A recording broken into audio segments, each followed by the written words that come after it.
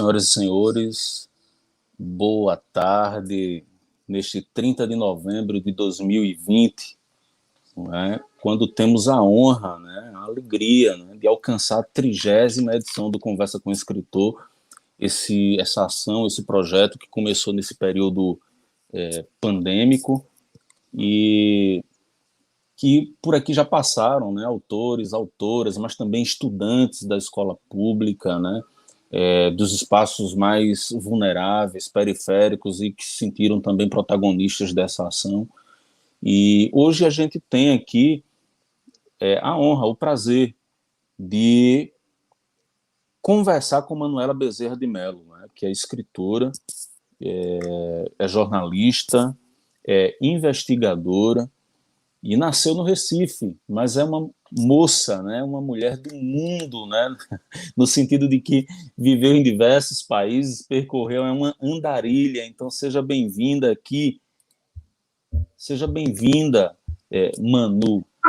Esse espaço é Olá! seu, esse espaço é nosso, vamos jogar conversa dentro, vamos falar de literatura, da tua literatura, vamos falar de poesia, vamos trazer esses meninos, essas meninas aqui para conversar com a gente, no Conversa com a Escritora. Maravilha! Muitíssimo obrigada pelo convite, Marcelo. Estou muito alegre de estar aqui.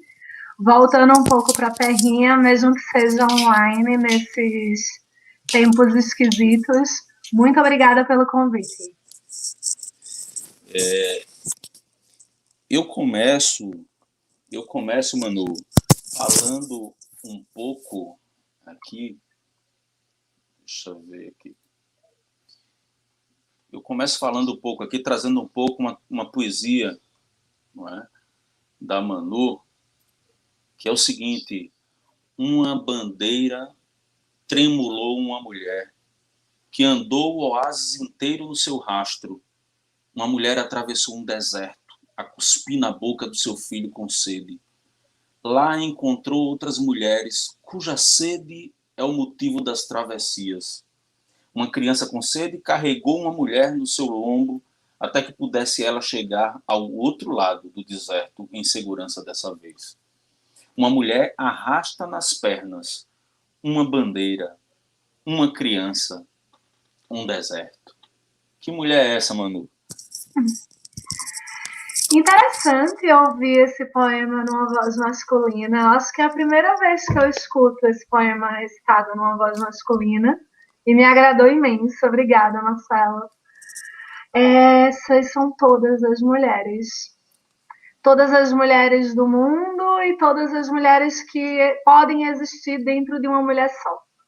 Acho que é por aí. A imagem da mãe do deserto, independente de quem e onde seja esse deserto, se é um deserto vazio, se é um deserto de multidão,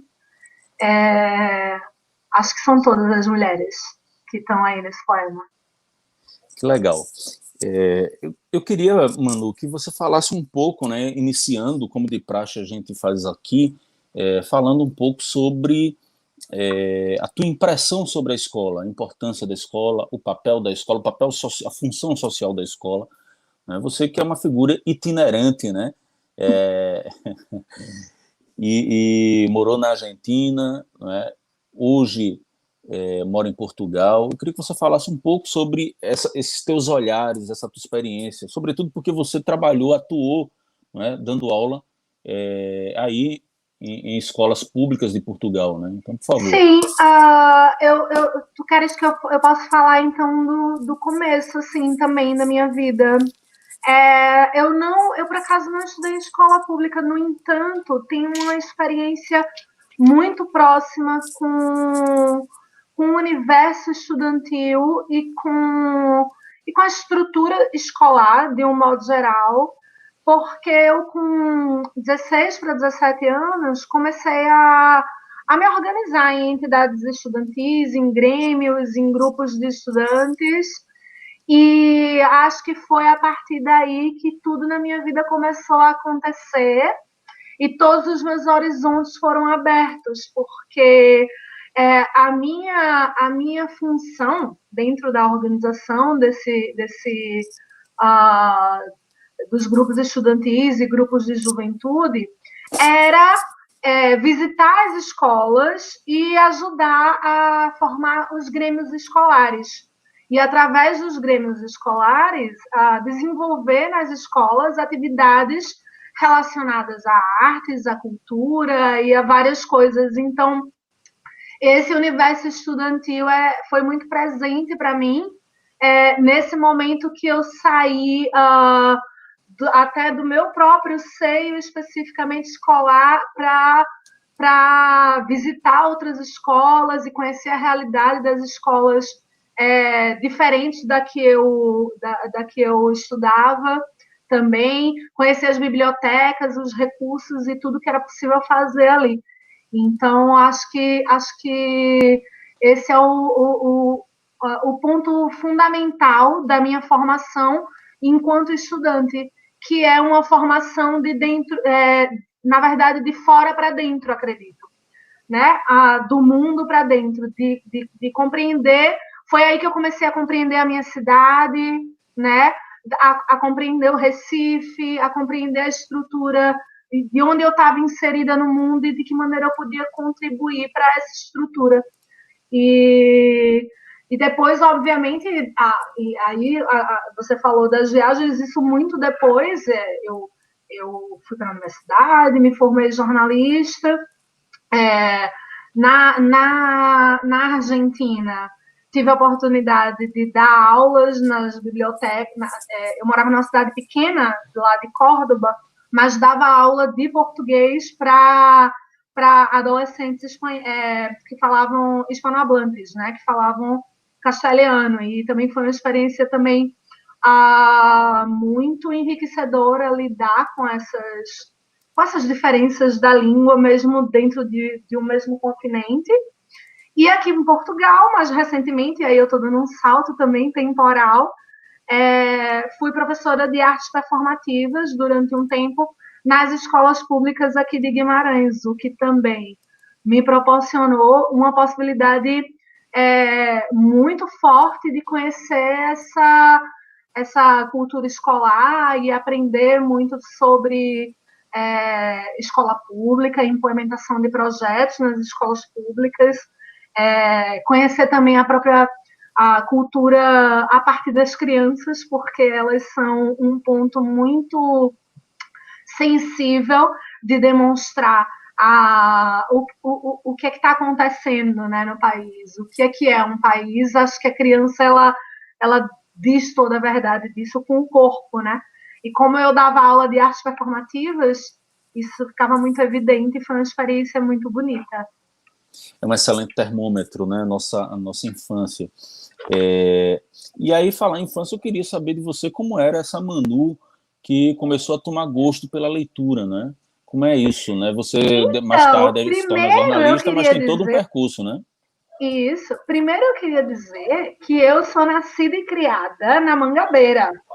A primeira casa que eu morei, quando era criança, eu morava ali na Mangabeira, por trás do Arruda, que é a região de Casa Amarela e tudo, e morei ali até os meus 10 anos, perto do Denox, mais para dentro. Então, o ambiente do bairro de Casa Amarela, que é esse grande mundo, esse universo, é um ambiente que eu sou, que faz parte totalmente da minha memória afetiva e da minha construção também enquanto pessoa. Depois disso, quando eu me mudei da Mangabeira, eu fui morar num apartamento que era próximo do Sítio da Trindade também, mais próximo ali do América Futebol Clube. Então já vim mais para cá um pouquinho, já fiquei mais próxima do mercado e passei toda a minha adolescência vivenciando muito o bairro, né? Caminhando por ali, no mercado e tudo isso. Então, é um orgulho, também queria dizer isso, uma alegria para mim tá falando aqui para vocês, porque realmente é algo que faz muito parte da minha memória afetiva mesmo. E essa paisagem toda essa diversidade, todas essas diferenças aí, de algum modo também te ensinaram a ser um pouco leitora, né? Das coisas, do mundo, da vida. Totalmente. Na realidade, essas minhas andanças, né, itinerância, formando grêmio escolar, nova, muitos sonhos demais. Não que eu não os tenha, né, mas eu acho que eu ainda sou uma grande sonhadora e uma grande a, admiradora da humanidade, dos seres humanos. Eu não posso acreditar que o ser humano é um projeto que faliu. Eu só posso acreditar que o ser humano é um projeto que está em expansão. Então, isso foi fundamental, assim, porque eu me lembro que os meus primeiros livros de literatura mesmo, né, que eu acompanhava, na sede das entidades estudantis sempre tinham umas pequenas bibliotecas. E eu tinha, 15 para 16 anos, a minha família não é uma família, assim, de leitores de literatura, né? E eu aprendi muito a gostar de poesia escutando música, principalmente porque o meu pai ele era um amante de música de Cartola, de Pixinguinha, de grandes desses compositores, e acho que meu primeiro espanto com a poesia, sem dúvida, foi a música, né? Foi através da oralidade. E mais adiante, esse acesso a essa literatura, para mim, o interesse primeiro veio a partir desses meus sonhos, dessa humanidade diferente. E eu fui apresentada a muitos desses livros ali nas bibliotecas dos grêmios, dos grupos estudantis. Então, o Ferreira Goulart, o Manuel Bandeira, né? Mais adiante o Pablo Neruda, o Bertolt Brecht, que eram todos poetas desse sonho, dessa utopia, né? E isso tudo juntando com aquelas composições que eu já conhecia, né? E obviamente com aquilo que eu estava sendo apresentada dentro do contexto escolar, foram vários pequenos elementos que foram me formando enquanto leitora e que obviamente mais adiante eu fui amadurecendo e buscando mais referências, né? A partir do momento que você descobre uma referência, aquilo ali já te leva para muitos universos, né? Você descobriu o Ferreira Goulart, você não descobre só ele, você descobre ele e uma outra teia gigante, e aí aquilo não para. Que bom. Além do Ferreira Goulart, tem uma outra assim, inspiração a um grande outro poeta? Então, poeta de brasileiros, os primeiros que eu li foram Ferreira Goulart, o Quintana e o Manuel Bandeira. Foram minhas principais referências como leitora de poesia para começar. E de fora, eu lembro de ter levado para casa meu primeiro poeta estrangeiro que eu peguei um livro e que fui ler foi o Neruda, porque tinha um livro do Neruda, O Canto Geral, na biblioteca da UMES, e que era a União Metropolitana dos Estudantes Secundaristas, e tinha a bibliotecazinha, e eu peguei aquele livro e levei para casa. E aí, acho que foi minha primeira referência de espanto enquanto latino-americana, sabe? De me reconhecer uma latino-americana. Isso também foi super importante, a presença do Neruda para mim. E todos homens, né? Uma coisa que a gente fala muito. A princípio, minha formação foi toda com homens. Esse trabalho de buscar referências mulheres é um trabalho meu mesmo de 10 anos para cá, muito recente, de dizer assim, de repente eu me toquei, né? Eu disse, gente, eu só leio um homem. Tem a ver e comecei a buscar. Tem a ver com uma caminhada numa direção de desconstrução também?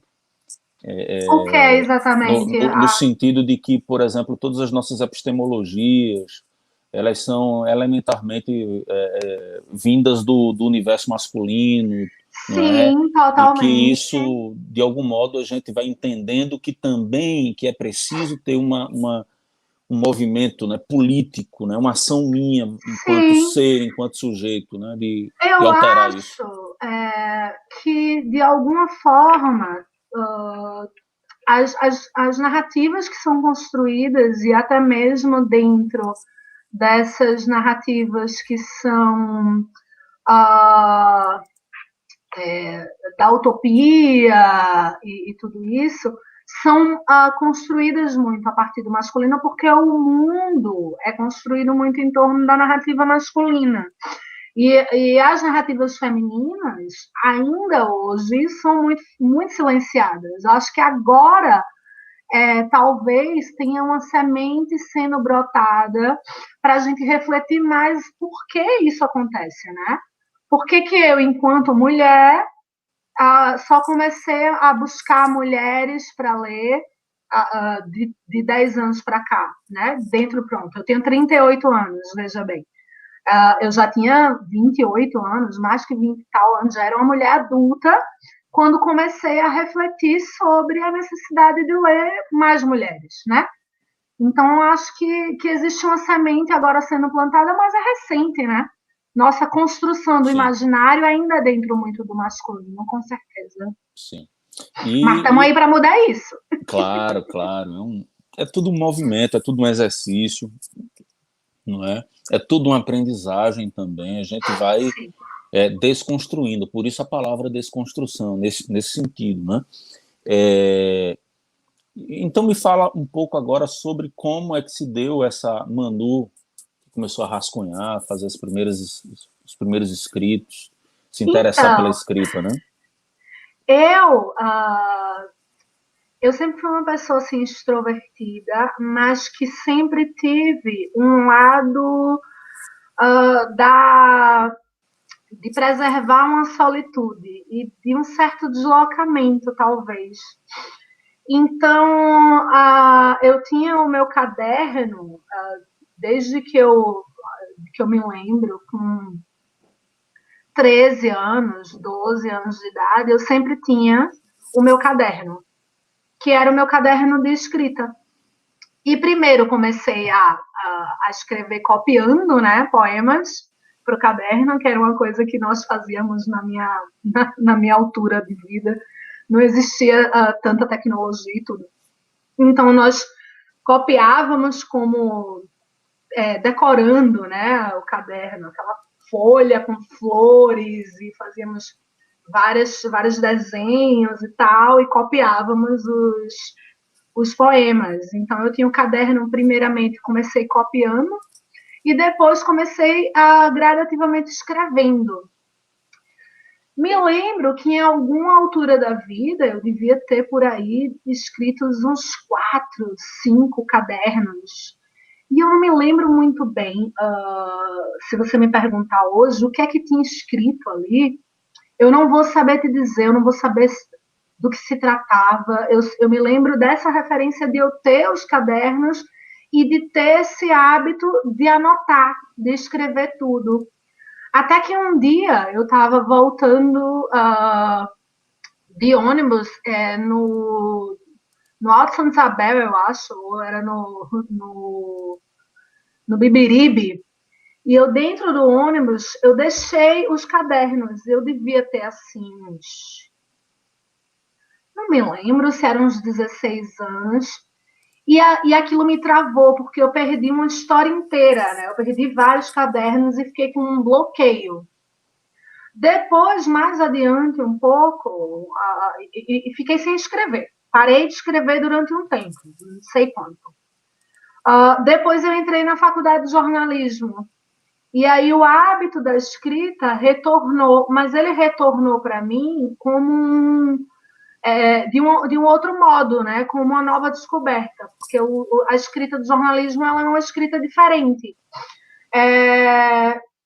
Ao mesmo tempo, me aguçou algo que eu já tinha e que me retomou, que era a observação, que é algo que hoje é muito presente na minha poética, que é uma poética muito do observador, né, do flaner, de quem está vendo as coisas acontecerem. Mas isso já depois, porque primeiro retomei o hábito da escrita através dessa escrita do jornalismo, comecei a escrever aqui e ali uma crônicazinha, guardar nas gavetas, até que teve um momento que eu voltei a escrever poemas. E pegava esses poemas e tinha a minha mesinha de cabeceira, e até hoje tenho esse hábito feio, desorganizado, que é escrever em qualquer lugar. Então, tinha os cadernos, então escrevia, rabiscava nos cadernos. E aí, quando acabava os cadernos, eu ia jogando aquilo ali tudo dentro das gavetas. Escrevia nos guardanapos, até hoje é uma coisa que eu faço muito. Estou passando num café e aí me ocorre alguma ideia e eu pego um guardanapo, escrevo, meto na bolsa, depois jogo na gaveta.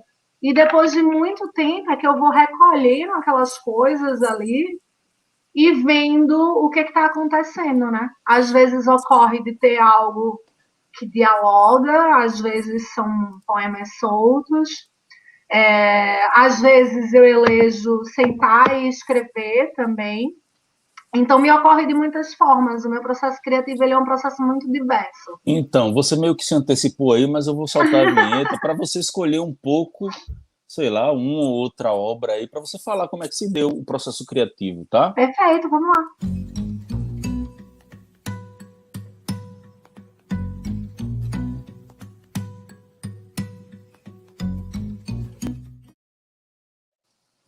Gente, eu tô amando essas vinhetas. Fala aí, como é que a Manu escreveu Sal, por exemplo, não é?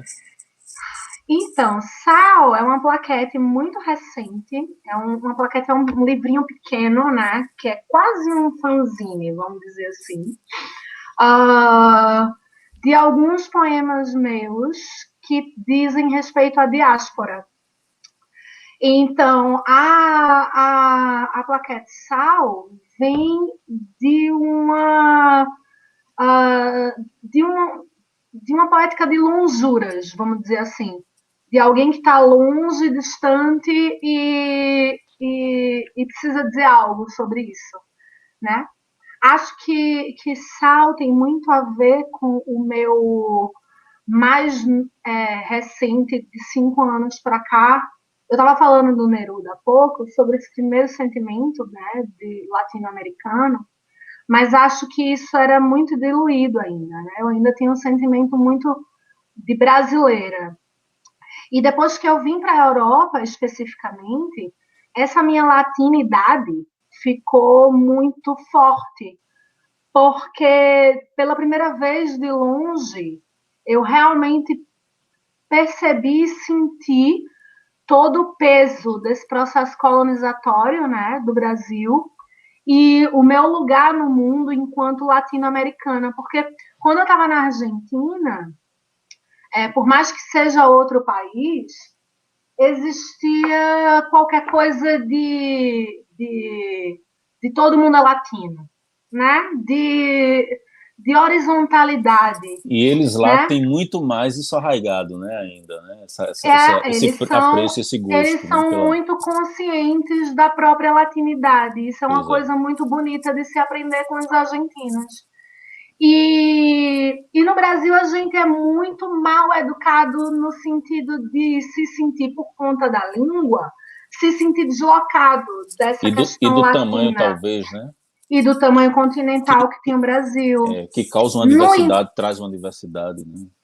no entanto, o que une esses povos a história e o sangue. E aí entra, por exemplo, esse sentimento muito de Gabo, né? Dos 100 Anos de Solidão, Sim, que é um livro também que eu li e que me espantei colombiano. imensamente, maravilhada com aquilo. E já sentia um pouco isso, mas de algum modo, alguma chavezinha virou depois que eu saí do Brasil e vim para a Europa e percebi muito de perto essa sensação hierárquica, de alguma maneira, do colonizador, né, para com o corpo colonizado. E então essa latinidade ficou Aflorada. latente, aflorada, e foi daí que nasceu o Sal, né, que é um poema sobre isso, sobre ser latino-americano. É, É uma plaquete, quis dizer, sobre isso, sobre ser latino-americano. bom, você falou um pouco desse sentir, né? Porque quando você está aí, parece que você sentiu mais, você conseguiu enxergar isso melhor. Eu acho que tem uma relação, talvez, não é, Manu, com a saudade, com essa coisa das lembranças, da memória. Agora mesmo, só para aguçar um pouco essa saudade, tem alguém aqui dizendo: Olá, tia Manu, e um coraçãozinho, João Moreira. E João é português, inclusive. né? Daqui Ok. de Então dá um Portugal. tchau a João. Olá, João. Tem um outro aqui que é o Luiz Lisboa. Força, camarada, Luiz colega e tia também, ó, tem Manu. muito português aí me vendo hoje. Pois é. Só lutador, viu? Só português lutador. Né? Tá Todo certo. mundo de luta aí. Então, olha, então sejam bem-vindos, Luiz, João. Esse espaço é de vocês aqui. Vamos conversar, vamos jogar conversa dentro com a Manu. Manu, você falou de sal, mas você falou mais sobre, digamos assim, um pano de fundo, né, de concepção desse texto. Mas eu queria que você debruçasse, você falou um pouco que você lança a mão de guardanapos, por exemplo. Não Sim. é? Os nossos meninos e meninas hoje em dia, né, em função muito dessa proximidade com a tecnologia, com esses dispositivos, os celulares, eles usam muito o Facebook e as redes sociais para desabafar, para falar alguma coisa, mas também para escrever poesia, como um diário, né? E, querendo ou não, é um processo de criar, né? Uma maneira de fazer. Perfeitamente. O que é que você acha disso e como é que você, no seu caso, além do guardanapo, o que é que você usa mais? Eu acho, particularmente, que não existe, que não é contraditório. Por exemplo, eu sou muito diversa nesse meu processo criativo. Então, eu uso sim o guardanapo, mas eu também uso o bloco de notas do celular, mas eu também uso um caderno. E ainda tem mais, eu sou meio caótica.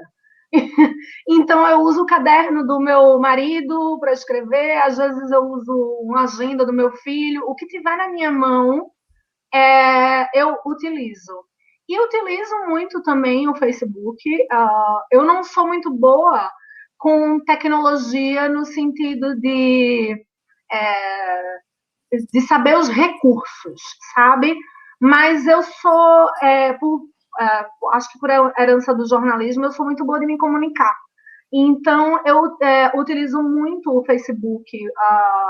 Como as minhas primeiras crônicas, por exemplo, eu postava em blogs, né? Eu tinha um blog que chamava. Que ano era isso, meu Deus? Veja, era nos anos dos Dos blogs. fotologs, essas Blogspot. coisas. Né? Eu tinha um blog que chamava Café do Avesso, que comecei a publicar poemas e crônicas lá, principalmente. Sempre gostei muito do formato de crônica, por conta dessa coisa do jornalismo ter me feito retornar a escrever, né? Apesar de nunca ter publicado um livro de crônica, é algo que eu pratico muito. Então, eu escrevo muita crônica no Facebook, escrevo muito para revista, às vezes revistas literárias, eu escrevo crônicas. E acho que todos os recursos são bons quando a gente utiliza ele para as coisas que nos ajudam a trazer voz, né? E se nossas crianças e adolescentes têm esse recurso, que por um lado tem o seu lado estranho e obscuro, mas que existe, e por que a gente não pode utilizar para fazer com que elas se entusiasmem também de escrever? Acho que não é contraditório.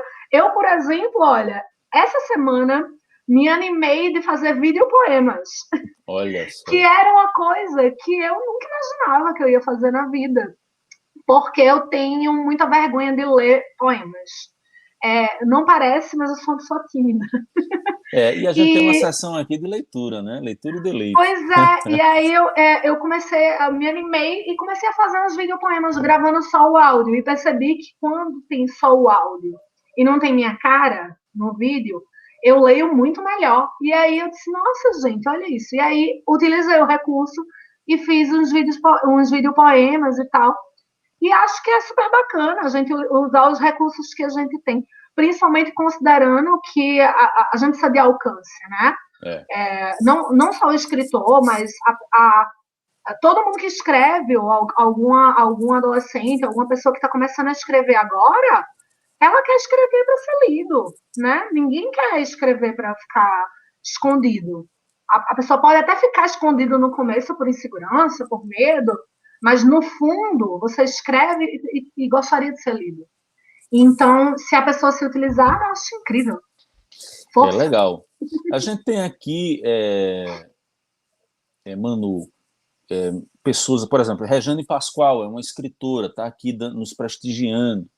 Gratidão, que maravilha! Rejane. Rejane foi a primeira mulher a ganhar o prêmio de literatura, né? O Pernambuco de Literatura. Sim. Obrigada pelo prestígio, que bom. Então, ela tem um livro de contos muito bonito e que agora me fugiu o nome, mas depois ela vai colocar aí e a gente relembra aqui. E tem Maria Carvalho Ferreira, que é uma coordenadora de biblioteca que nos dá a honra aqui. Tem a Thaísa Martins, aqui, marcando presença. Tem a escritora Rejane Gonçalves. Né? Gratidão, Rejane. Gratidão, Rejane, pela presença. Que alegria dela. E nós temos aqui também a Maria Martins, né? Ana Albuquerque, que é uma professora da nossa escola. Então, estou citando alguns aqui. Tem o Periscópio, né?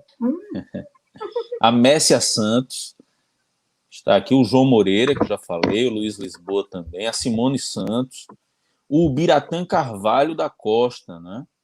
Ele diz o seguinte: cadê? O bloco de notas do celular me ajuda muito a registrar as ideias na hora que chegam. É essencial anotar, porque eu esqueço mesmo.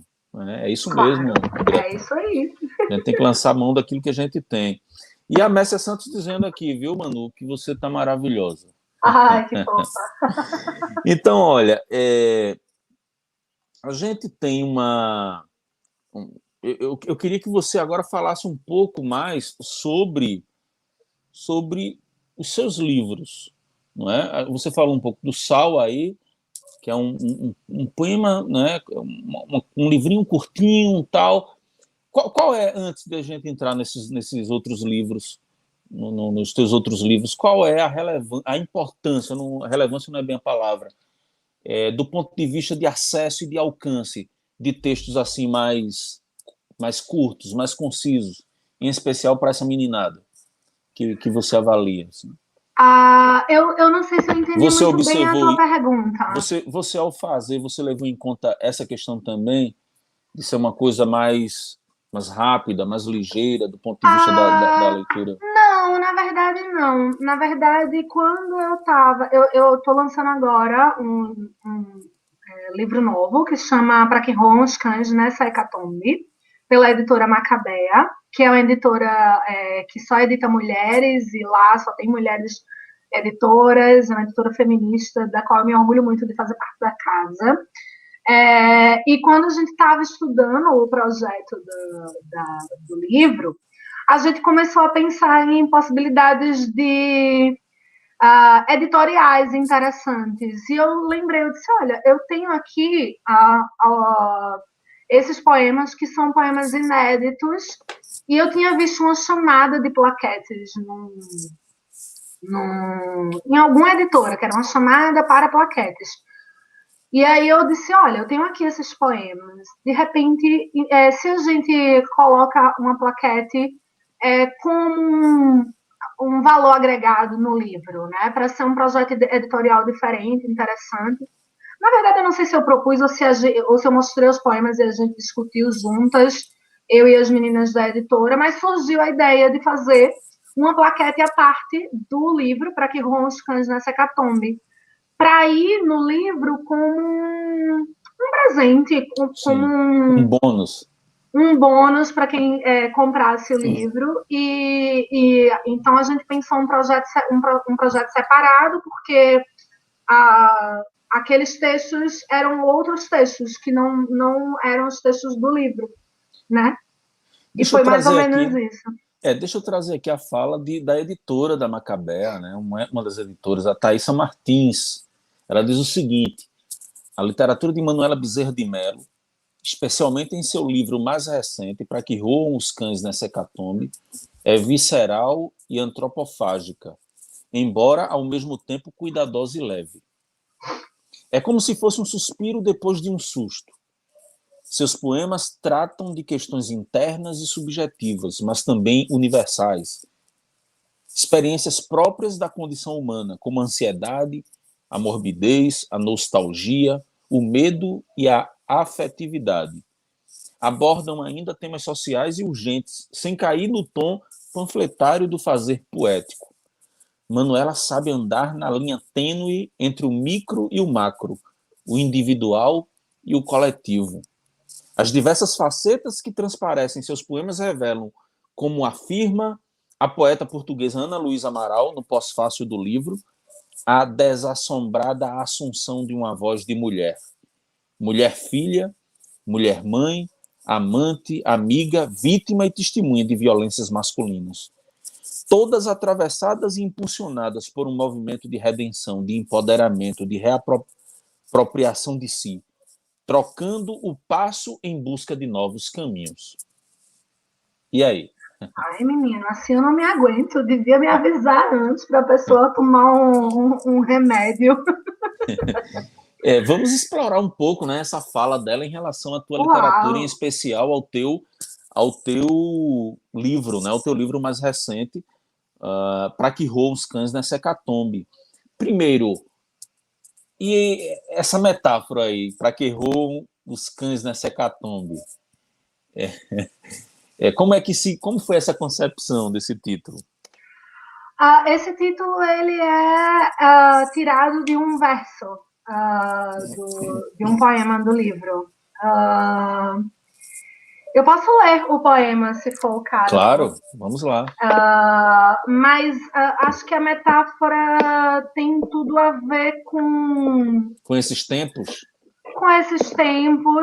com uma coisa que eu digo muito, que é a sensação angustiante e tenebrosa de ser espectadora da barbárie. E com a resistência também, né? Tem a ver com o seu ser um corpo osso duro de roer, carne de pescoço, como a gente diz pé de em galo. Recife. É isso, né? E acho que tem a ver com isso, a metáfora. Eu vou ler o poema para vocês. Sim, pois não. Só um segundinho. Deixa eu abrir aqui, porque eu não tô com... O livro não chegou em Portugal ainda. Então... falar em livro, né? E falar eu tô com PDF. Esse livro, gente, ele está disponível aí para sorteio, para que roam os cães nessa hecatombe. O link está na descrição. Então, quem não se inscreveu, corre lá, se inscreve. É olho no padre, olho na missa, tá? Não é para perder a conversa aqui, mas o link está na descrição. Vai lá, faz a inscrição rapidinho pela Simpla e aí você já concorre ao livro da Manu. Boa. O negócio aqui é organizado demais, gente. Olha o deboche. Não, que deboche. Eu tô achando incrível. Eu tô me sentindo maravilhosa, bem tratada. Que legal, que coisa boa. Fico muito feliz, viu? A ideia é essa. Pronto. Lavou? Posso começar? Claro. Antes eu queria dizer o seguinte, não sei se já citaram aqui, mas a Cida Pedrosa ganhou o Prêmio Jabuti de Literatura. Além disso, foi eleita vereadora. Pois é, a Mavilson, né, Oliveira. Às vezes eu confundo. Maravilha, parabéns para Cida, guerreira. Pois é, Mavilson, a Cida está com a corda toda, rapaz. Ela ganhou o Prêmio Jabuti de melhor livro do ano, ganhou na categoria Poesia, e como você próprio relatou aí, foi eleita. A gente trouxe Cida aqui, ela participou da 5ª edição, ela abriu as lives, né, abriu a entrada, a passagem das mulheres aqui nesse projeto, nesse Conversa com Escritura. Então, eu já falei com ela, assim, obviamente, a gente criou também, Mavilson, um bannerzinho e fez uma divulgação, né, se congratulando com esse prêmio da Cida, E é isso, mas bem lembrado aqui, não custa nada reforçar aqui. Merecidíssimo. Pedir licença a Manu aqui para dizer isso e Que é reforçar. isso, toda licença. Mulher nordestina de luta é sensacional. Feminista. Pois é. Pronto, lá vou eu. Por seca, mudei o código postal. Me embrenhei em avião e mato, subi no alto da montanha, depois passei um ano inteiro traçando o caminho de volta nos atalhos da memória. Já aprendi sobre outono, que tem a ver com o cheiro azedo de ver morrer a vida. E observo todo dia inerte corvos devorando as frutas da macieira no jardim. Olho para cima e vejo o céu. Está azul, ainda que sopre mais fresco o vento nas bandas de cá. Agora vejo, na serra ou na planície, somos maltratados mesmo pelas verdades que falam os olhos na fila do caixa eletrônico e pelas histórias macabras que nos contam esses espécimes desajustados, vizinhos. Não cabe mais tanto eu no meu corpo. Com doce de leite me expando feito gado. Busco espaço para o meu sufoco e desprazer. E sei o nome do fim. Retirei meus ossos para que roam os cães nessa hecatombe. Muito bom, muito legal. Coisa boa. E em relação ao. Cadê? Ela traz uma fala aqui que ela diz o seguinte: a desassombrada assunção de uma voz de mulher. Na verdade, ela pinça uma escrita, né, no pós-fácil da Ana Luísa Amaral, né, poeta portuguesa, sobre o teu trabalho. E aí ela fala mulher filha, mulher mãe, amante, amiga, vítima e testemunha de violências masculinas, todas atravessadas e impulsionadas por um movimento de redenção. Aí a minha pergunta: como trazer isso para a poesia sem ser panfletário, né? Sem ser aquela coisa blasé? Como é que você... como é essa caminhada, Essa pergunta é muito difícil, porque eu acho que cada poeta e cada escritor constrói o seu próprio caminho de linguagem, e que isso é extremamente subjetivo. Eu acho que eu posso ser panfletária às vezes se falar algo que seja mais opinativo e talvez alguém me ache panfletária, vamos dizer. Alguém, por exemplo, que não se identifique com um teor político dentro da poesia, porque existem muitas pessoas, por exemplo, que acham que poemas têm que falar disso, têm que falar daquilo. E mais precisamente, quando isso vem por parte de uma mulher, existe sempre uma expectativa, né, do que é que vai ser apresentado. E aí eu falo mais, por exemplo, dos leitores, fora do eixo entre os escritores, ou que os escritores podem falar um do outro, ou os editores, porque isso é um ciclo fechado, mas das pessoas, né? Os frequentadores de biblioteca e as pessoas mais... os leitores, de um modo. Isso pode gerar uma expectativa, porque, afinal de contas, existe um estereótipo mulher, né? Então, muitas vezes eu já me confrontei com pessoas achando que minha literatura era muito pesada, o que teoricamente não corrobora com aquilo que eu sou, ou aquilo que as pessoas veem de mim, porque a minha personalidade, por exemplo, eu sou uma pessoa simpática, sorridente, né? Eu sou uma mulher, eu sou uma pessoa que costuma ser gentil, eu não sou uma pessoa sisuda, fechada, né? Isso gera uma expectativa de uma literatura que talvez seja mais doce, mais alegrinha, mais feminina, né? E eu acho que essas vozes mulheres todas são todas as vozes de todas as mulheres dentro de mim que ressoam em todas as mulheres, porque nenhuma mulher é essa expectativa ou esse estereótipo. Nenhuma mulher é uma coisa só, né? Nós temos dentro das nossas estruturas de vida centenas de papéis, né, que a gente desenvolve e centenas de atuações e de figurações que nós temos que pôr para fora. Então, eu acho que mais do que panfletário ou não panfletário, eu acho que tem a ver com a verdade, sabe? E não a verdade no sentido de não ser ficção, mas no sentido da sua verdade literária, de encontrar a sua voz, de encontrar a sua linguagem, né? E se expressar de maneira que isso fique claro. A minha voz poética nunca poderia não ser política, porque eu sou um ser extremamente político. E me eduquei e me formei enquanto mulher nesse sentido político da vida, né? Nesse sentido de busca da utopia, de construção, na verdade, mais do que busca, né? Dessa utopia. E se eu escrevesse qualquer coisa que não fosse isso, seria mentira, né? E eu acho que isso fica claro para todo mundo. A tua poesia é essa bandeira, né, que, de algum modo,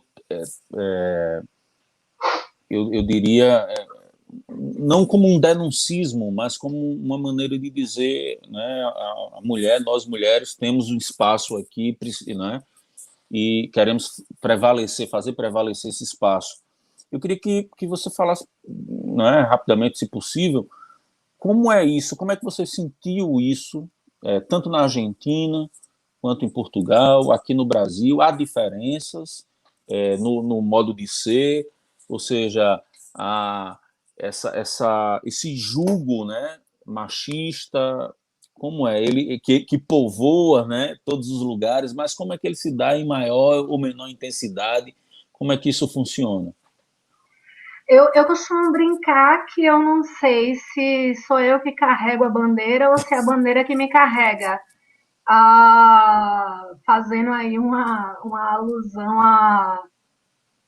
ao poeta. Mas o machismo, ele é uma força estrutural, né? Ele é um agente da expressão da sociedade que a gente vive. Veja, a minha concepção é muito simples. A gente vive numa sociedade em que ela prioriza o lucro em detrimento do ser humano. Mas é uma sociedade de humanos que, ao invés de priorizar humanos, priorizam o lucro. Isso não tinha como dar muito certo, né? Pois é, Porque já começou incoerente. Já começou incoerente, não faz sentido nenhum. E quando uma sociedade, uma estrutura social prioriza o lucro em detrimento dos seres humanos, acho que é até óbvio, né? Acho que seria ingênuo a gente achar que seria de outro jeito, né? Então, essa sociedade, ela encontra as suas articulações e as suas expressões para garantir esse lucro. Então, as mulheres, elas são uma voz silenciada porque elas cumprem um papel dentro dessa estrutura social que é um papel que precisa ser cumprido, né? De ser a mulher do lar, né? De ser submissa. Recatada, né? Isso tudo tem a ver com a estrutura econômica da sociedade, né? Veja, se eu, enquanto mulher, tenho equivalência com os homens na sociedade, isso significa que alguns homens vão perder o privilégio deles para dar lugar, né, para mim.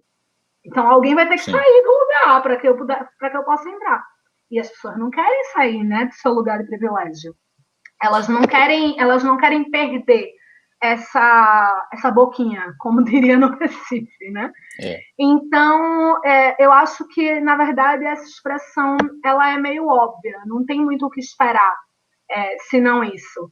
E o que a gente pode fazer é empurrar, sabe? É empurrar o território, e dizer assim, ó, e forçar, e dizer, olha, eu vou entrar aqui. E ninguém vai me impedir de entrar aqui. A poesia pode ser esse caminho também, pode ser esse Sim, instrumento. é um instrumento, é uma ferramenta, com certeza. Né? Ok. Ocupar o campo literário por mais mulheres, por mais escritoras negras, indígenas, de todas as raças, de tudo, né?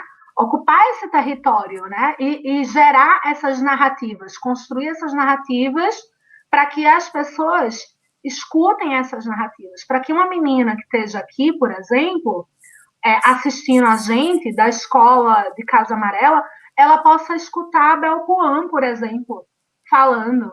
E talvez ela não se identifique comigo e com a minha história, mas ela se identifique, olhe para a Bel e diga, gente, essa menina sou eu no futuro, e eu posso fazer isso também, né? Sim. Isso é impressionante, é um poder. Essa identificação, né?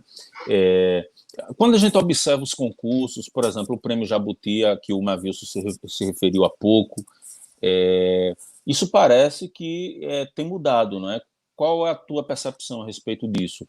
O próprio Itamar Vieira Júnior, que ganhou o livro, né, o Sim, melhor querida, romance. isso. Então, assim, como é que você enxerga essa mudança, né, Então, esse movimento?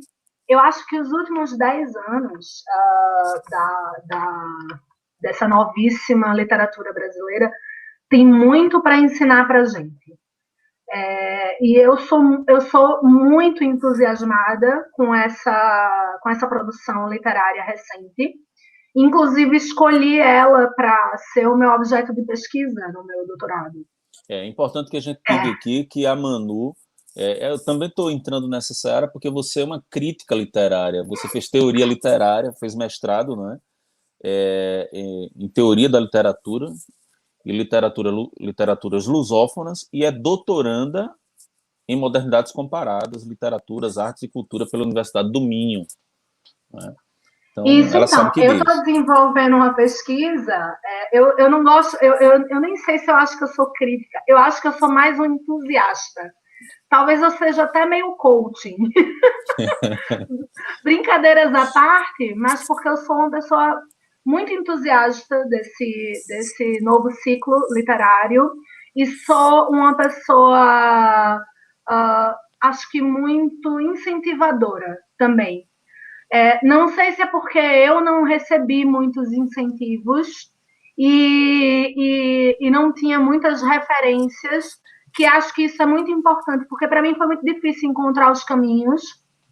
E então eu gosto muito de tentar facilitar os caminhos para as pessoas e dizer para elas que elas façam, sabe? Mas voltando para esse período do ciclo literário, eu acho que tem uma coisa muito bacana acontecendo no Brasil nos últimos 10 anos. E isso ocorre a partir do momento que a gente passa por um ciclo de certo crescimento econômico e de normalidade democrática, né, no Brasil. Vamos dizer aí, depois da Constituição de 88, a gente teve alguma normalidade democrática no país. Quando se entra os ciclos dos governos petistas, esses processos de acessibilidade à universidade ficaram mais, como é que eu posso dizer, ficaram acessíveis, né? Acessibilidade acessível. Mas, enfim, isso ficou mais acessível por conta da aprovação da lei de cotas, da pressão dos próprios movimentos sociais de aprovarem isso.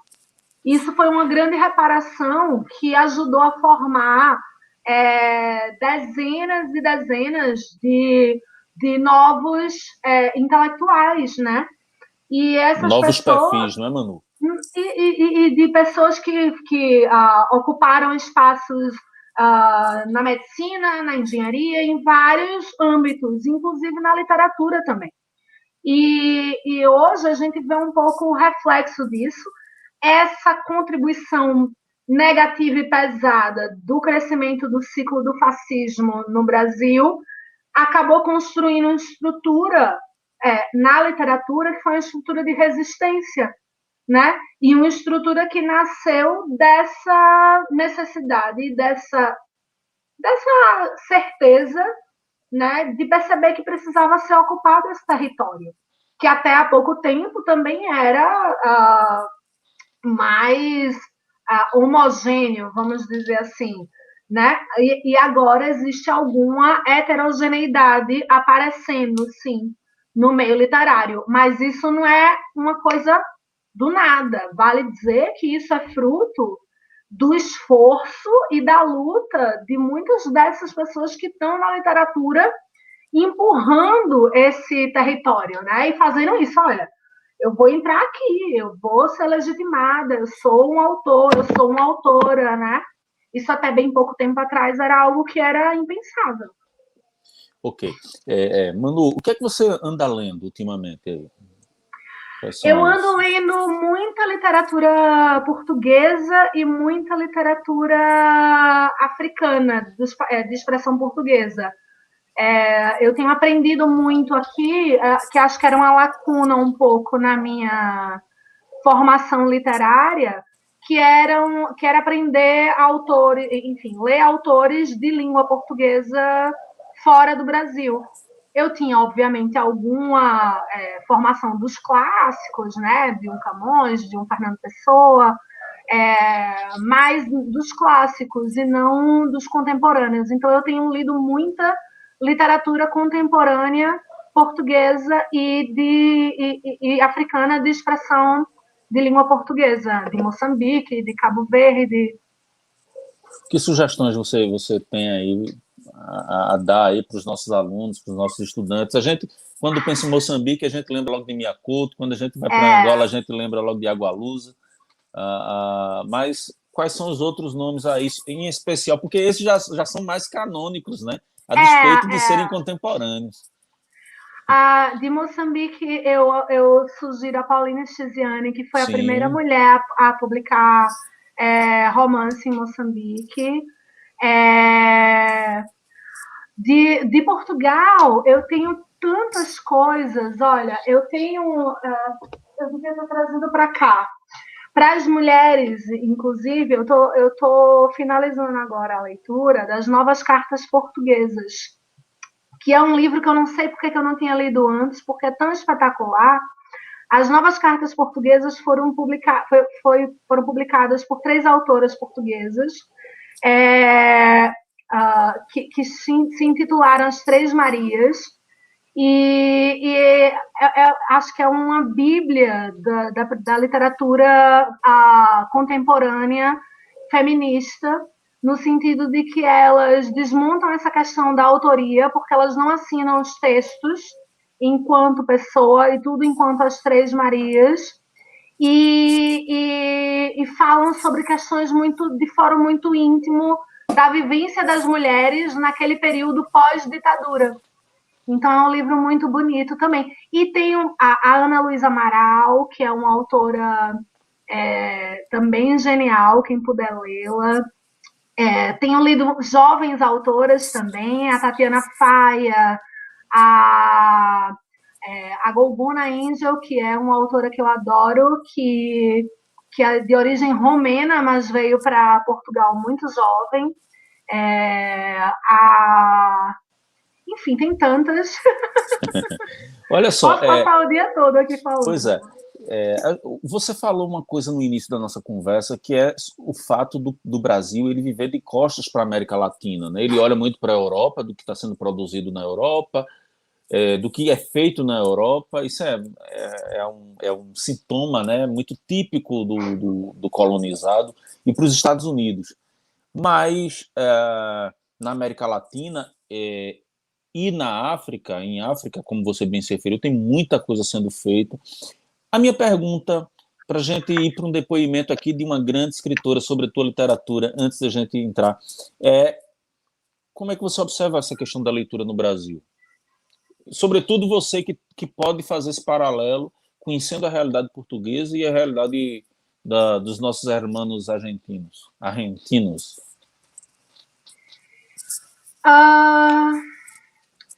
Como é que eu respondo isso? Eu não acho que há uma grande disparidade do ponto de vista como é que eu posso dizer?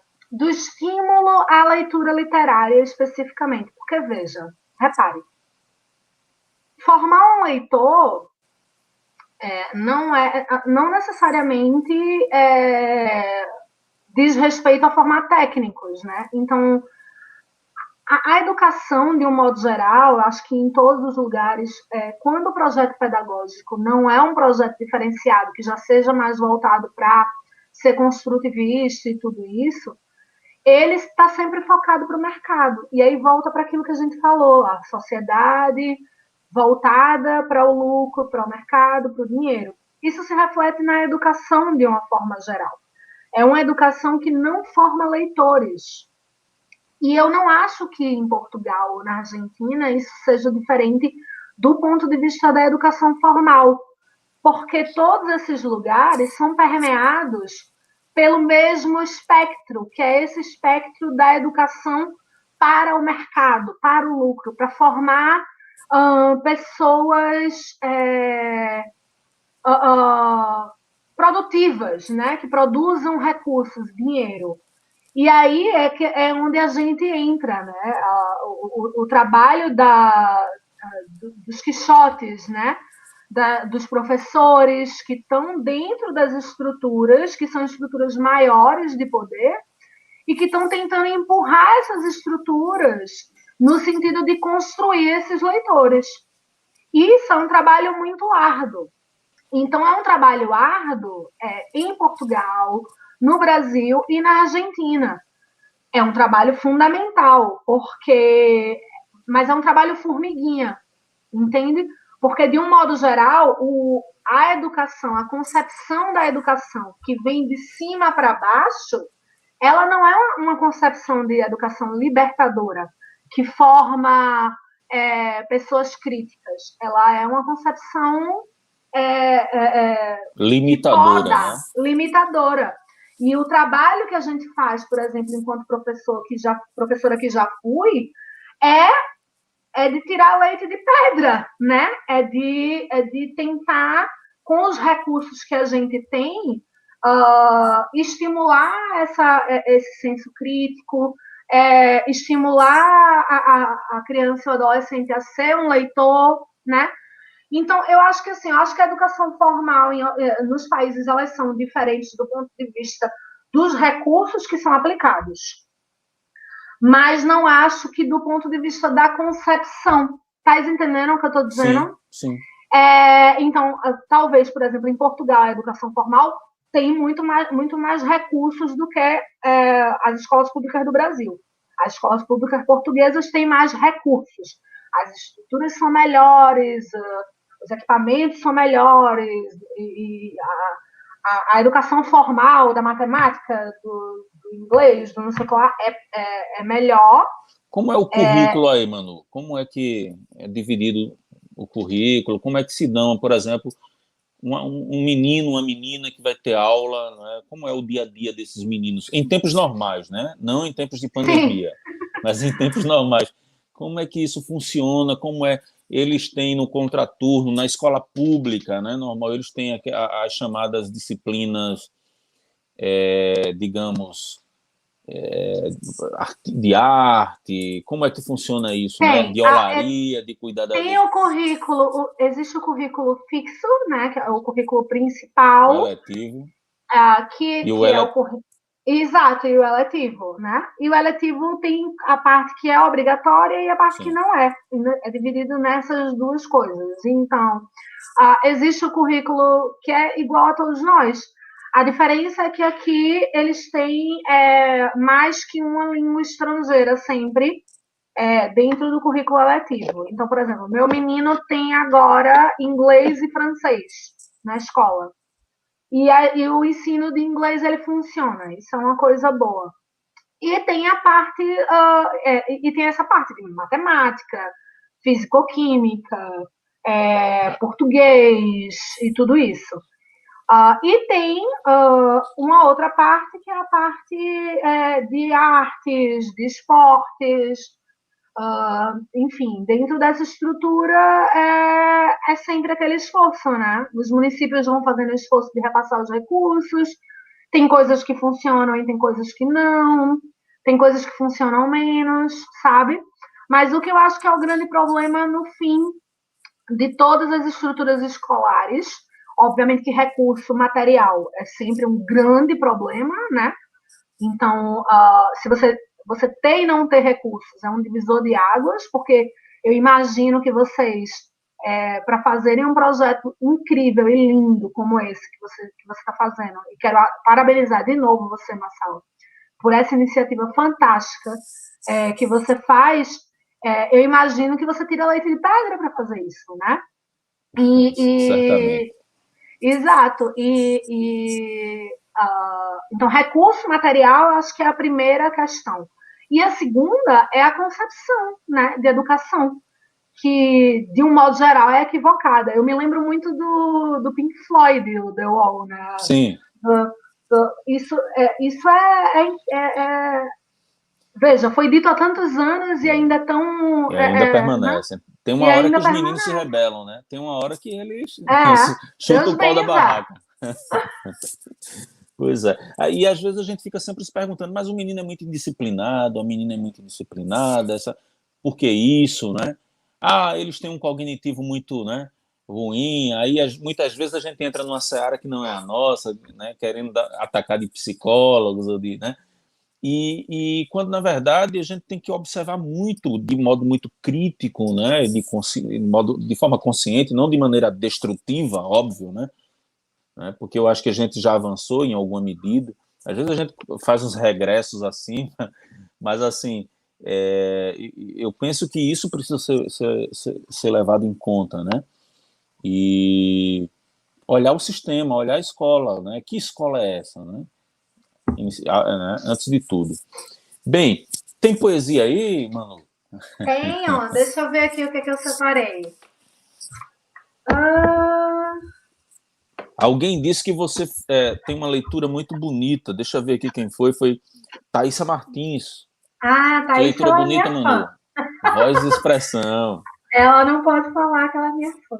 Pois é. E eu fã dela também. A Astrid aqui marcando presença. A Francilene Lima, que é a nossa gestora aqui presente. Então, gratidão. Você quer um poema longo ou um poema O que curto? você quiser. Eu A sou gente vai tão ter, indecisa.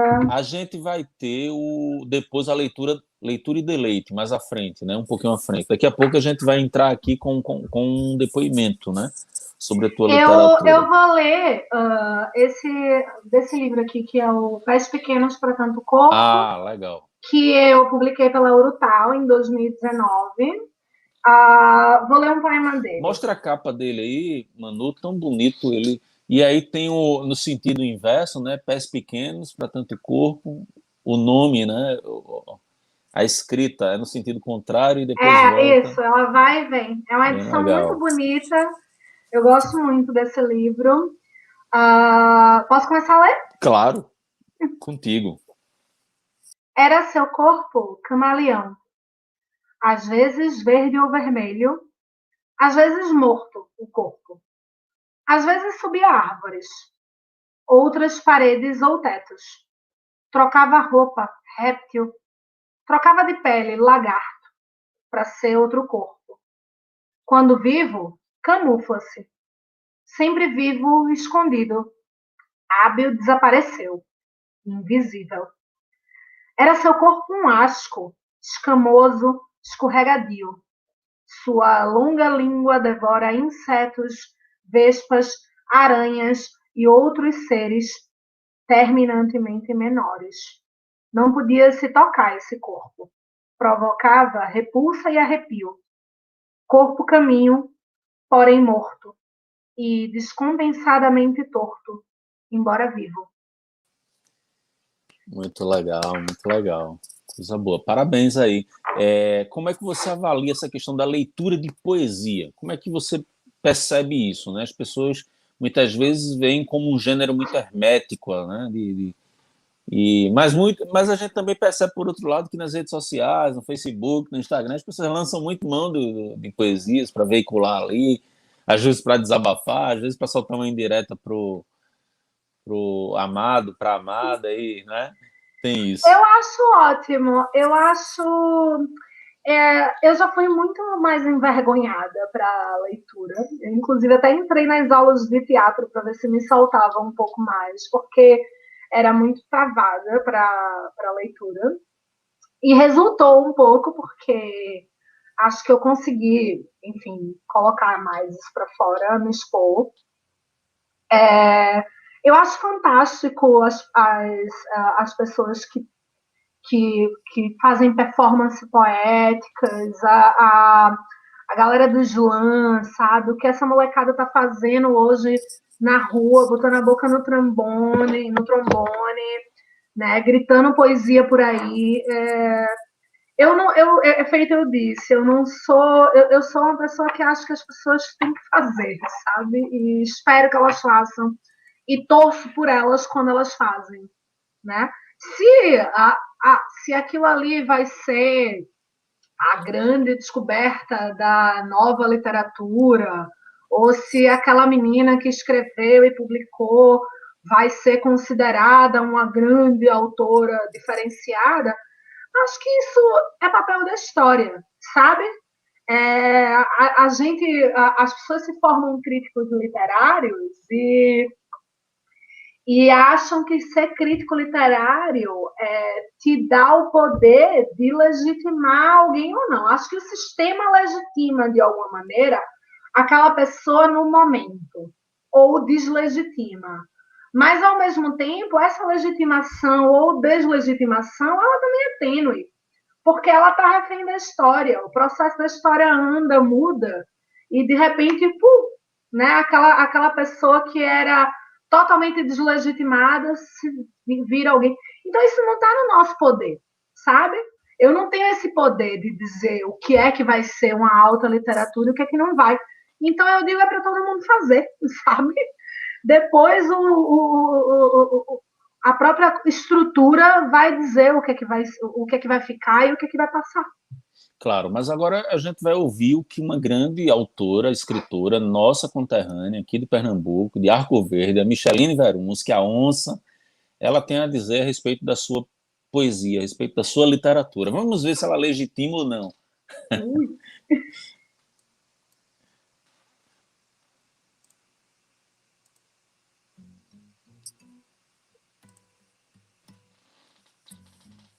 Para mim é muito bacana vir aqui falar sobre a Manuela Bezerra de Mello,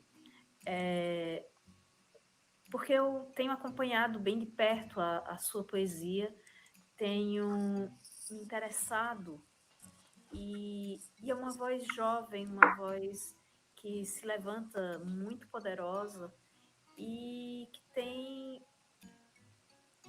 já a sua própria, o seu próprio caminho, por assim dizer, né? Então, é uma alegria compartilhar com ela desse tempo e lê-la. Então, eu convido a todos para conhecer a poesia da Manu, a se aproximar desse universo tão forte e tão poderoso. E é admirável tudo que ela tem feito e os livros que tem publicado e os quais eu acompanho com bastante atenção. Saúdo essa nova voz e é isso. Viva Manu! Ok. Micheline Veruns, querida, muito obrigado, gratidão por essa fala, por esse depoimento aí para Manuela Bezerra de Mello. Gente, Eu sou chorona, assumida. Eu sou uma pessoa que me emociono facilmente.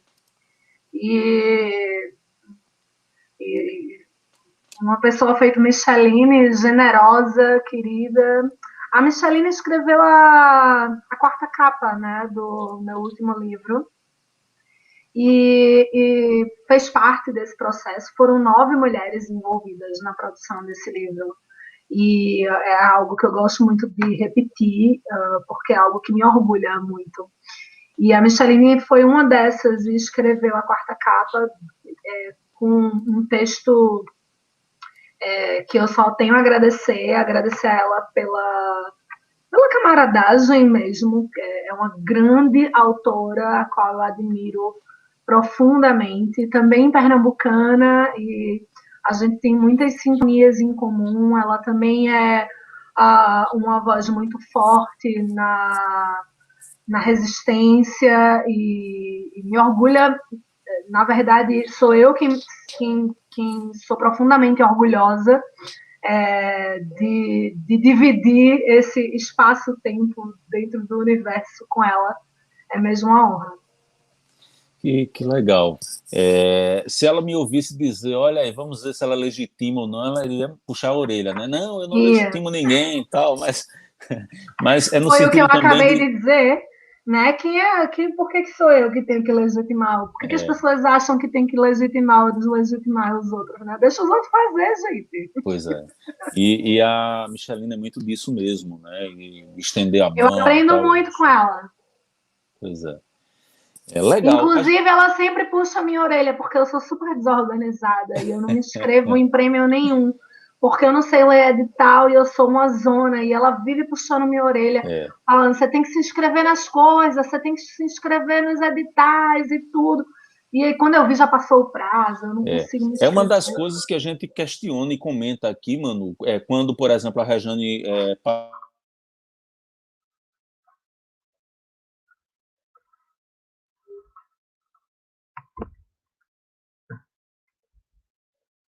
Oi, acho que Oi, agora voltou. Oi, voltou. Porque deu uma...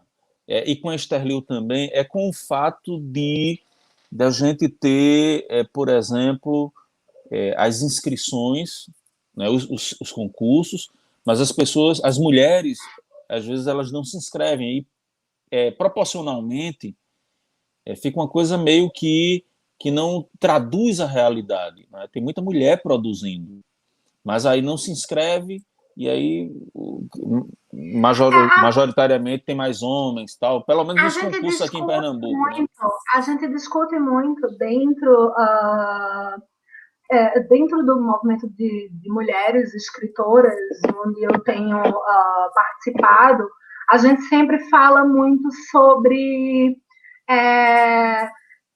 essa questão da legitimação e deslegitimação. Eu falo assim isso tudo hoje, mas eu já tive muitos problemas com isso. E conversando com as mulheres, a maioria passa por essa, que é o que a gente chama de síndrome da impostora, né? De você, tipo, os homens, eles não têm muito problema de se afirmar serem algo, né? E a mulher está sempre achando que ela precisa ser infinitamente incrível para poder se dizer alguma coisa.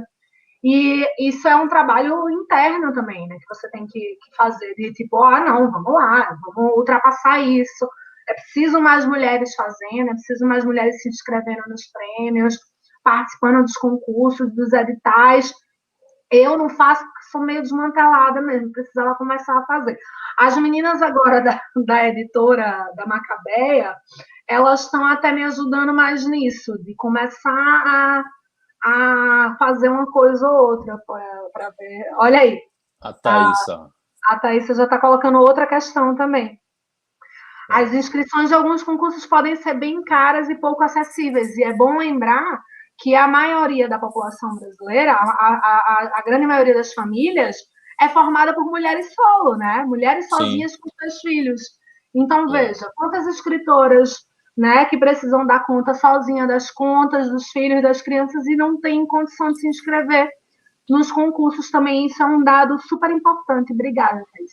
Pois é, valeu, Thaís, pela contribuição. A gente tem a presença aqui também da Marta Dantas, que é nossa professora, né, na escola Oi, Marta. Dom Vital. Pois é. Eu quero trazer agora aqui o Vladimir Vaz, que mora na Galícia, né, e que foi editor da Manu. Então, ele tem um depoimento aqui também muito bonito. Vamos assistir.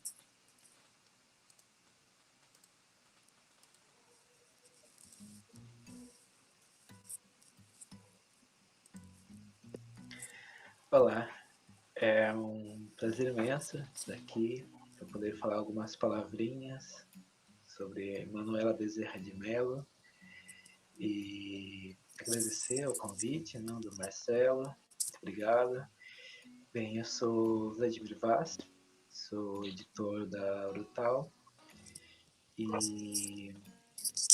conheci a Manuela em 2019 através da publicação desse livro que para mim é muito caro e muito querido, que é Pés Pequenos para Tanto Corpo. E foi editado aqui na Galícia e em Portugal. E trabalhamos juntos, lado a lado, para poder materializar essa obra. E foi o princípio de um caminho que estamos trilhando juntos, que agora vai culminar no próximo ano uma antologia de poetas estrangeiros, antifascistas e antirracistas em Portugal. E, poxa, é um orgulho estar lado a lado de Manuela Bezerra. E eu creio que uma das características da poesia de Manuela é essa conexão tão íntima entre o viver poético, o olhar o mundo através da poesia, e conectado com o engajamento político, o engajamento de pensar a poesia é política, a poesia é uma forma de estar no mundo, uma forma de poder olhar o outro, é uma forma de poder olhar tudo que está ao redor, é uma forma de olhar a história. E para mim o livro que eu tenho mais intimidade, que é o segundo livro de Manuela, que é o Pés Pequenos para Tanto Corpo, reflete isso. E gostaria, assim, como que é um vídeo curto, encerrar com esse poema, que é: Tulipas brancas atrás do muro, ocupar, resistir, produzir. Muito obrigado, Manuela, muito obrigado por poder compartilhar uma trajetória poética contigo. E é isso. Obrigada. Beijos.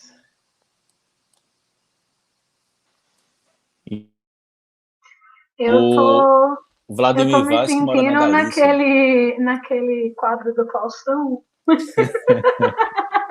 Como é que chama aquele quadro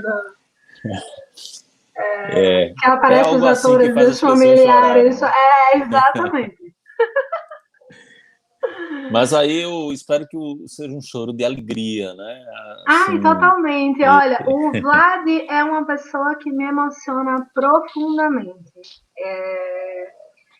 De fato, a gente tem compartilhado há uns anos aqui na Europa um carinho muito grande pela literatura. Acho que foi uma pessoa muito importante na minha trajetória para essa minha afirmação, né? E veja, um homem contribuindo profundamente para essa minha afirmação, assim, como autora, que passava muito por aquele caminho de recusa, né? Que a gente conversava ainda há pouco. O Vlad é uma pessoa. A editora Urutau é uma editora também maravilhosa. Eu tenho dado muita sorte de encontrar pessoas como a Thaísa da Macabeia e do Vlad, que tratam a literatura com muito carinho. E ele fez uma edição muito bonita do meu livro, e eu passei aqui em Portugal com esse livro, lendo poesia. E agora, mais recentemente, ele me fez o convite de fazer a curadoria junto com ele de uma antologia de poetas estrangeiros residentes em Portugal. E a gente está trabalhando junto nesse projeto. que vai sair ano que vem. A gente está com a chamada aberta para os textos, e está sendo super bonito, porque como esse projeto conservador é um projeto que cresce no mundo inteiro, né? Portugal não é uma ilha. Muito embora esteja vivendo um momento sui generis, né? Porque há um viés progressista em Portugal, né? Sim, mas ao mesmo tempo, é isso que eu digo, não é uma ilha. Quando eu cheguei aqui em Portugal, e a gente falava em crescimento do fascismo, e era uma coisa muito distante, os portugueses não conseguiam enxergar isso ainda, por causa que aqui realmente esse crescimento veio mais à frente. Mas era difícil, a maioria das pessoas fazia, não, isso... Né? E, no entanto, recentemente foi eleito aqui um deputado do Partido Fascista também, que tem crescido e tudo, e mais uma vez isso se reflete também nas ruas, né? Com certa violência, xenofobia, racismo e tudo isso, e a gente não pode negligenciar, né? A gente no Brasil aprendeu que não se pode negligenciar esses sinais. Então, a gente está com esse projeto super bonito aqui para dar voz a esses autores estrangeiros, e estamos recebendo poemas de vários países de África, do Brasil, da Itália, de tantos países que eu acho que isso vai sair um trabalho belíssimo. Fala um pouco sobre o Vaz aí, o Vladimir Vaz, que ele reside na Galícia, e que aquela história que você tinha conversado comigo, não é? Do galego português. Sim, estávamos conversando sobre isso, é verdade. A Galícia é uma região, para quem, se você visualizar o mapa de Portugal, é uma região que fica ao norte de Portugal, na fronteira norte de Portugal, bem em cima da Península Ibérica. Essa região aqui se chama Galícia. É uma região que durante muito tempo houve disputa desse território entre, né, depois, quando se formou Portugal, a Galícia ficou ali, pertence à Espanha, né? Hoje existe um movimento independentista da Galícia que é enorme. A Galícia tem uma língua própria. Como ocorre em Barcelona, né, na Catalunha. Com a Espanha, né? Tem algumas diferenças. A região da Galícia é uma região que sofreu muitas opressões das estruturas de Estado espanhol, opressão cultural, assimilação, um processo colonizatório mesmo, sabe? E eles são muito... Eu adoro o povo da Galícia, eles são muito políticos, muito firmes, e são muito consequentes e coerentes com a própria história, com esse resgate de voltar às próprias fontes, de valorizar a cultura, a própria língua, né? Recentemente, agora no começo da pandemia, nós fizemos umas lives na Urutau, e eu fiz a mediação. Isso que você está fazendo, eu fiz para Urutau no Instagram. E ainda nem tinham todos esses recursos, foi mesmo no comecinho da pandemia. Sim. Não tinha esse tanto de recursos que tem agora, a gente fazia no Instagram do jeito que sabia. E os poetas, por exemplo, da Galícia, eu falo espanhol, porque eu morei na Argentina, e os poetas da Galícia preferiam falar português, se você não fala a língua galego, eles preferem falar português do que falar espanhol, por exemplo. Né? Porque para eles o falar galego é uma forma de subordinação. Uma forma de insubordinação e de resistência. E eu acho isso muito bacana também. São politizados, de fato. Né? Muito... Olha só, eu quero trazer aqui o depoimento. Sim, quando eu falei da Galícia, tal, eu queria trazer também à tona esse movimento que você citou, en passant, para a convocação de autores e autoras antifascistas, né, que eu vi o termo, e que tem o próprio Vladimir Vaz, né? Fala um pouquinho sobre como é que vai se dar Então, nós concurso, abrimos né? uma chamada para receber textos. A chamada está divulgada nas redes sociais da editora Urutau. Até 15 de dezembro, a gente vai estar recebendo esses textos para escritores estrangeiros residentes em Portugal. Não precisa ser brasileiro, ou pode ser de qualquer país. Então, Nacionalidade que mora em Portugal. a gente está divulgando na mídia que as pessoas podem mandar o texto na sua própria língua originária, por exemplo, desde que tenha uma tradução de expressão de língua portuguesa, porque nós vamos publicar, nesses casos, a versão bilíngue, né, dos poemas. Uhum. Então, uma pessoa, vou chutar aqui, uma pessoa que escrever em russo, ela vai mandar o poema em russo e vai mandar o equivalente, a tradução sim, em português.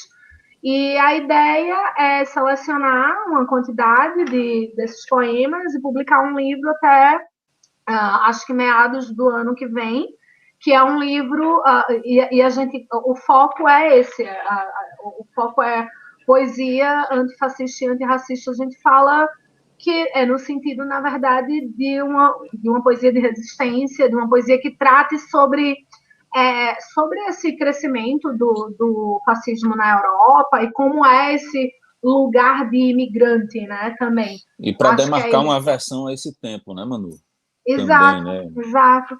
E esse lugar de imigrante que é muito importante, né, que independente de que lugar você se originou e para que lugar você foi, independente disso, você passa por uma série de situações que esse crescimento dessa lógica fascista e conservadora não colaboram muito para que desapareça, mas a gente está aí para isso. Ok, Manu, eu quero trazer aqui uma menina, né, que já não é mais uma menina, que é a Gabriele Dantas, né? Ela é uma leitora voraz, dedicada, criou até um canal durante essa pandemia, um canal no YouTube, né? Que é de livros infantos juvenis, mas que também é para adultos lerem também. Chama-se Páginas de Gabis, parece-me que é isso o nome do canal dela, e ela tem uma pergunta aqui para fazer para você. Ela veio curiosa aqui, teve acesso à tua poesia, à tua literatura, e eu vou compartilhar aqui essa pergunta. Gabriele Dantas, que é filha da Marta Dantas, que é uma das nossas professoras da Escola de Referência de Ensino Médio Dom Vital, e que fez uma Vamos doação lá, bonita Gabriele. para a biblioteca, né, doando alguns livros com temas étnico-raciais. Então, vamos lá.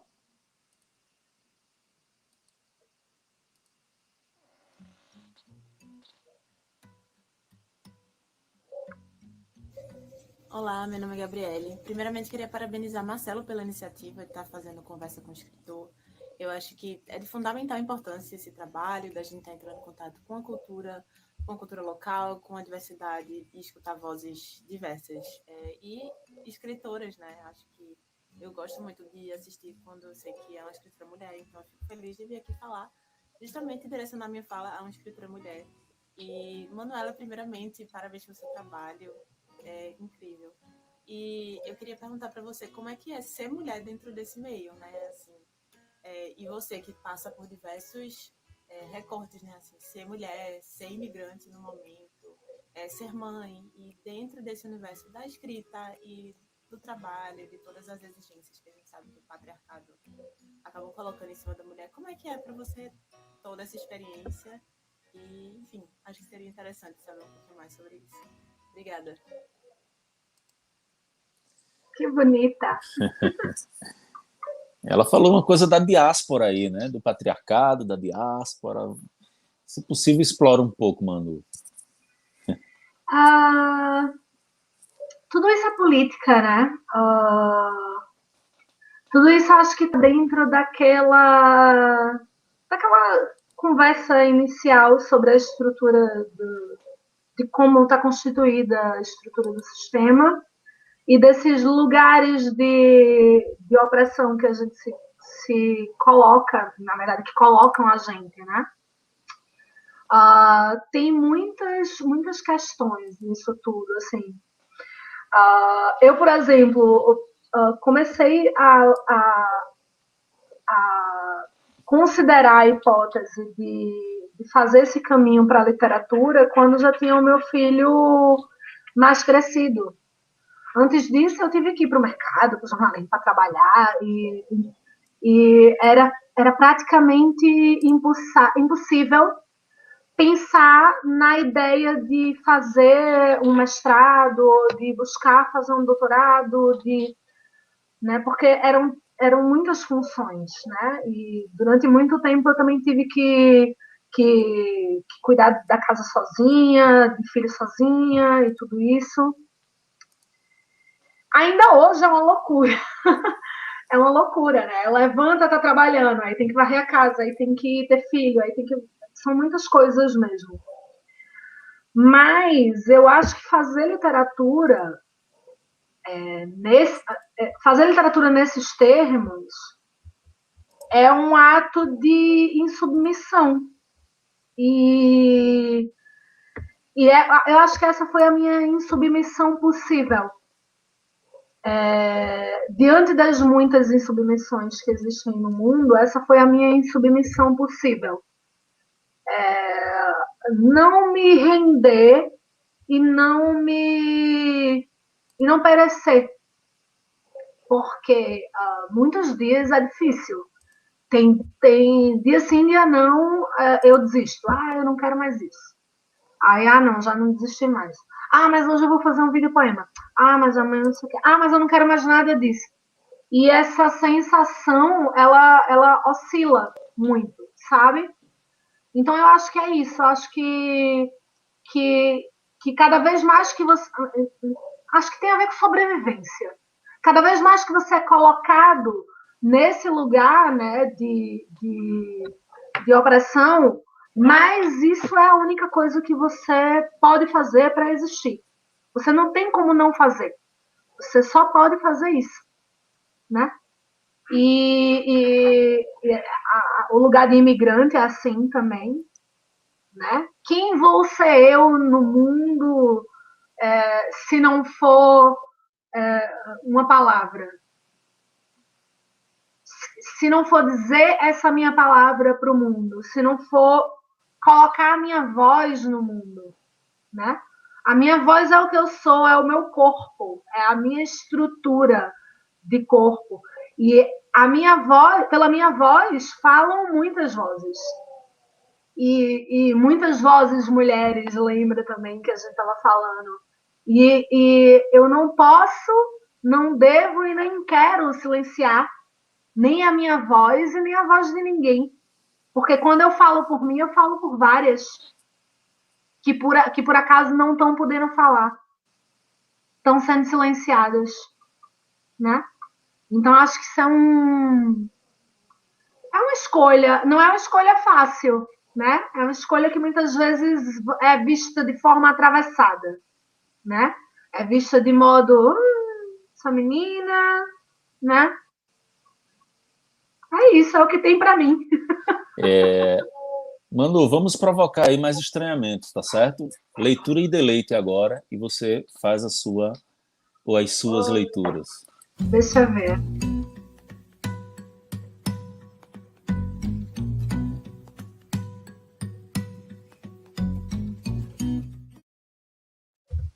Contigo. Ok, me dá só um segundo que o meu PDF falhou. Ai, meu Deus, problemas Relaxa, técnicos. fica tranquilo.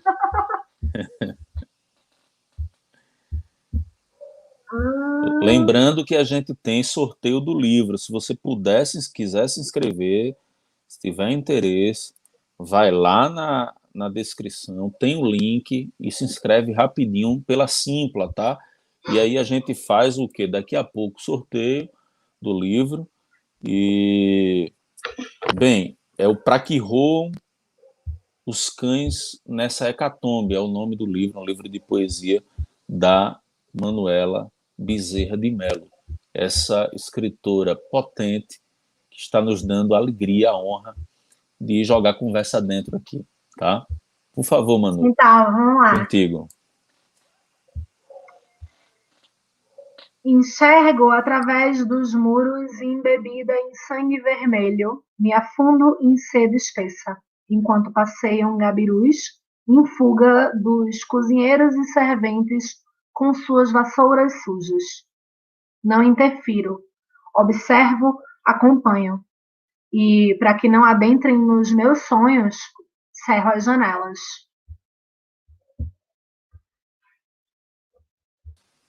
Que legal.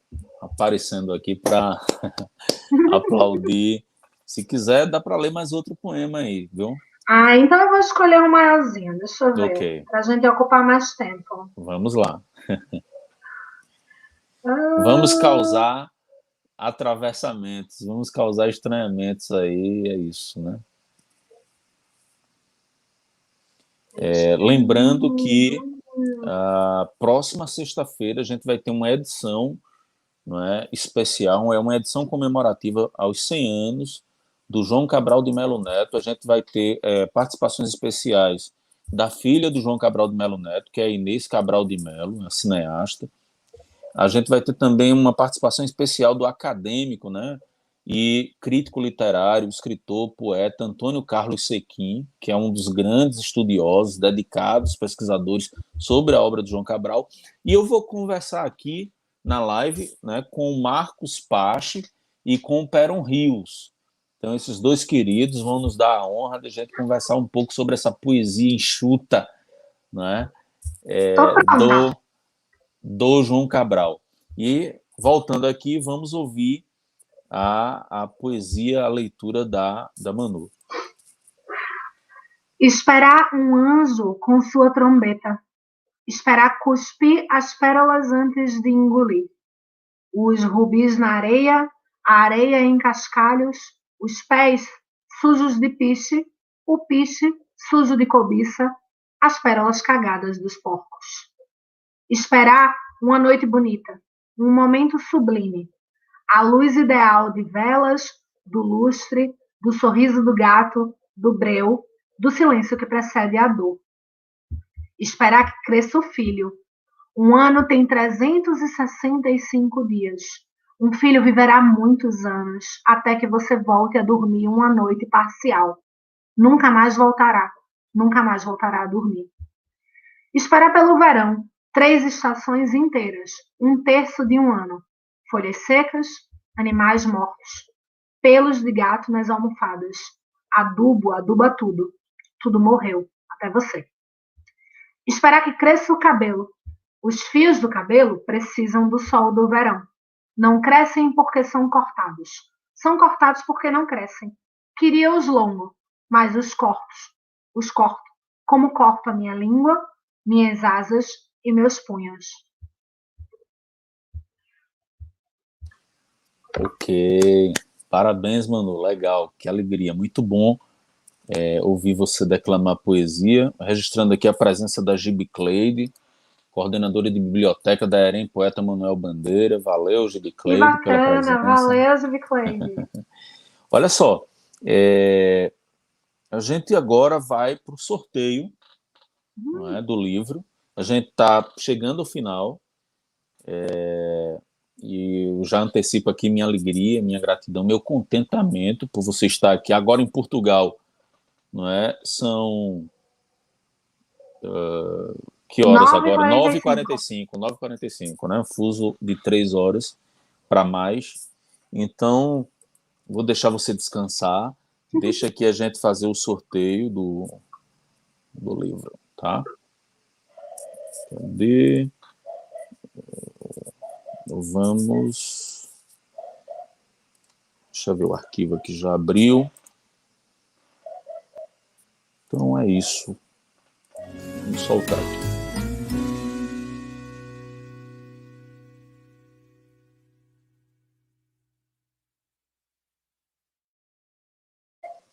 Manu, querida, a gente faz um sorteio aqui eletrônico, tá?